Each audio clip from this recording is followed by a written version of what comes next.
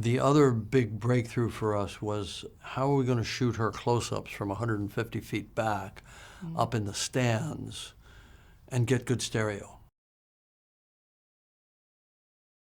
Those two are mutually exclusive ideas. The second you're on an 800 millimeter lens, it's just very flattened. Everything is very flattened. Nothing has roundness and fullness to it anymore. It looks like a bunch of cardboard cutouts when you go to stereo. So the question is, how are we going to get that dimensionality in her? So we decided to do something that we'd never done before, and I don't think anybody had ever done before, which was go to a very long baseline hyperstereo rig on long lenses. So we were pushed out anywhere from 16 to 22 inches of intraocular baseline. Now, to put that in perspective, we're normally at about an inch, less than actual human vision. Inch, maybe inch and a half, maybe 2 inches if you're in a kind of medium wide shot. So we're at 18 to 22 inches. So what you're getting is a very strongly enhanced sense of stereo at a distance, but what that does is it completely destroys the background because the pathway, the optical pathway, crosses at the subject and then diverges radically.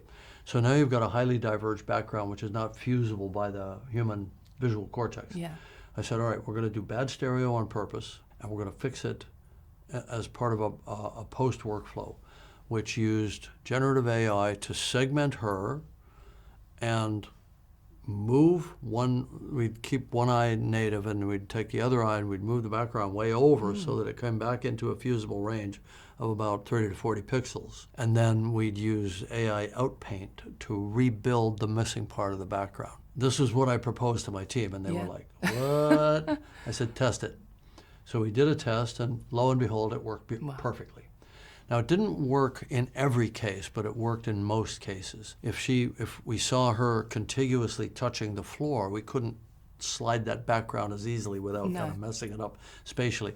But as long as she was in a medium to a tight close-up, there was a discontinuity between her and the floor and the background, which worked fine. So we knew exactly what we were going for, so we built this system. Now, applicability, we can use it for football, basketball, anything where we're forced into long lens camera positions, racing, NASCAR, whatever. So this opens up a lot of possibilities. We just have to create a near time or real time post processing of the background, which I think we're within striking distance of.